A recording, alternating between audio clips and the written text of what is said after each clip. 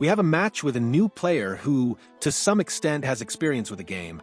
In our Discord, they've been very active, and I would like to comment on this match very briefly, emphasizing the resource micromanagement of the Scaletians. We start with a market and a military building.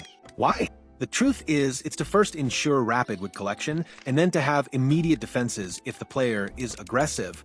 In Blaze of Empires, distributing villagers is vital, as the exponential growth of all resources is important. Blaze of Empires stands out as a real-time strategy RTS game that demands precise micromanagement and robust defense. In this dynamic battlefield, players find a balance between detailed resource management and the implementation of defensive tactics. The true appeal of Blaze of Empires lies in its strategic versatility. Players can choose an aggressive approach, launching quick and devastating offensives, or adopt a defensive stance, fortifying their positions and counterattacking effectively. Each match is a test of mental agility and tactical skill, where real-time decisions shape the fate of the Empire. Blaze of Empires has burst onto the mobile industry with force, redefining the real-time strategy RTS genre. In a market saturated with titles that often depend on microtransactions to advance, this game shines by offering a complete and fair experience for all players. Its popularity stems from a combination of dynamic gameplay and an ethical approach. There are no microtransactions that determine victory. Instead, Blaze of Empires rewards skill and strategy, allowing players to compete on an equal footing. This has made it a favorite among RTS enthusiasts who seek a true test of skill without the constant need to invest money. This boom not only reflects the quality of the game, but also a growing demand for fair and balanced experiences in the mobile industry. Blaze of Empires stands out not only for its brilliant execution and design, but also for its commitment to players. First, we find the barracks and the archery range, fundamental pillars at any moment of the match. These buildings are the heart of your initial military force. In the barracks, we train infantry soldiers, while the archery range is home to archers who, from the shadows, become the terror of enemies. These two buildings are not just the beginning. They are the key that unlocks the true power of your empire.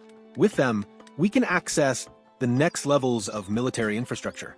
Later on, we discover the Warg Kennel, where wargs are created, skeletal beasts that, with their versatility and area damage, devastate opponents with unstoppable fury. Finally, but not least, we delve into the Bone Workshop, unique structure for the Scalestians faction. In this eerie and fascinating place, the Skellbomber or Skeleton Ball are fabricated, formidable siege units that can alter the course of any confrontation. Remember that the barracks and the archery range are essential. They not only provide basic units, but are also crucial for unlocking these advanced military buildings, defining your ability to deploy a full range of strategies from steadfast defense to devastating offense. Thus, Blaze of Empires challenges you to master the art of war, balancing meticulous micromanagement with real-time decision-making. We also have the library, a building where you will develop the technologies necessary to strengthen your Scalestian civilization. In this match, we will discuss the most essential technology, which has a resource or exchange symbol. What is it for? Basically, to exchange your gold for essential resources like food and wood. It also allows you to sell these resources when you need gold. As a tip or advice, always develop this technology early on, along with the economic upgrades found in your command center or urban center, the largest building in Blaze of Empires. We also start with exploration, an essential element in Blaze of Empires. In unknown terrain, we don't know how our resources are scattered, nor how fortified our enemy is. Here, I have deployed a warg, a special unit from the Warg Kennel or Cavalry. Its versatility and field of vision make exploration very easy. Expansion is also an invisible value that plays on the player's psychology, creating pressure. Here, we have spread our economy to reach other resources. Remember that the market functions to gather and exchange resources for gold or sell them. Without these markets, our villagers would have to travel a long way to the nearest market or urban center. So, make sure to spread your markets efficiently.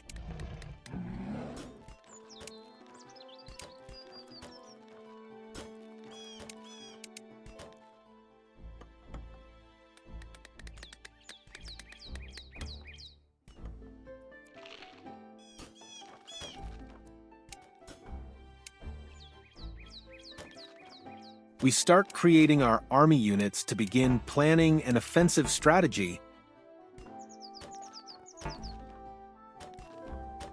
We also exchange resources in our market to obtain more food and wood. We take villagers to our densest trees to ensure a constant flow of wood, which plays a vital role in the game. Without wood, we can't expand efficiently. Similarly, we allocate villagers to our food resources, which are crucial early in the game for the expansion of our villagers and some tactical exploration units. We also spread our markets for a better economy and greater efficiency.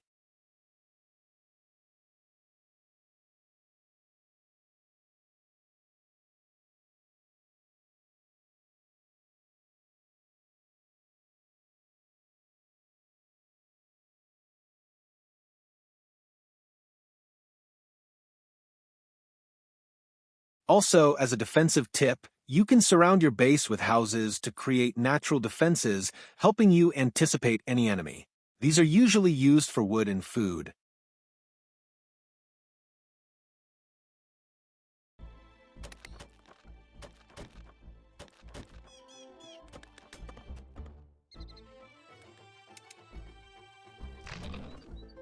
We begin with siege units by creating bombs. These tactical bombs at level 1 do not deal much area damage, but as they level up, their destructive power becomes more devastating.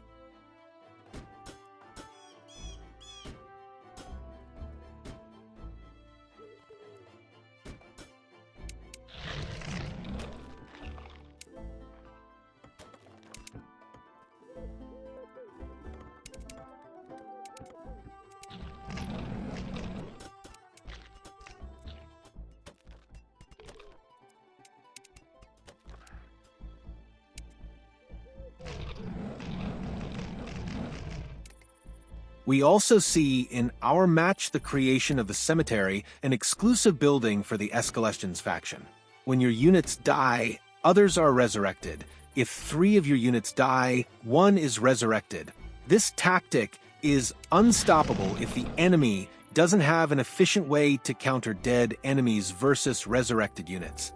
Towers, those mighty defensive structures, play a crucial role at the start of any Blaze of Empires match. Their ability to inflict significant damage on level 1 military units makes them an ideal structure in the early stages. They are the bulwark that defines early defense. However, as the game progresses and enemy units evolve, towers lose some of their effectiveness. Nonetheless, they remain essential as strategic barriers, preventing the entry of large numbers of enemies and providing a last bastion of defense in critical situations. In summary, towers are a vital tool at the beginning, but their true value lies in their ability to slow down massive invasions as the game unfolds. As we can see, our enemy already had a large army. If this army had been efficiently spread out, it could have caused devastating damage to my small offensive.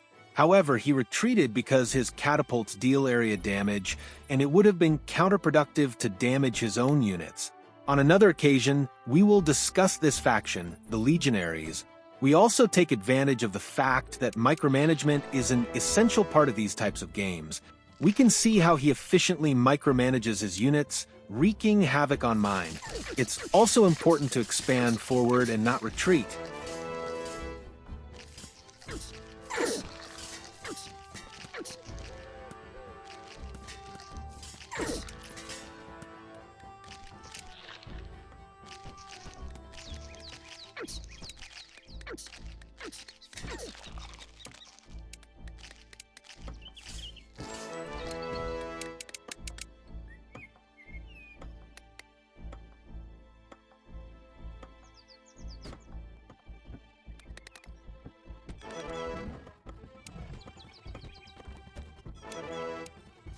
We also take the opportunity to upgrade our structures to make them more resilient. We continue with a production line of army units to sustain our offensive. Also, let's take advantage to destroy their units with their own catapults. As a tip, Create divided attacks by targeting their economy and their units. Also, make sure your villagers don't stay idle. If you're enjoying this game, don't forget to subscribe and leave a comment. It would be a great help. I'll let you enjoy the game. In later videos, we'll learn how to create build orders and discuss the damage of each unit.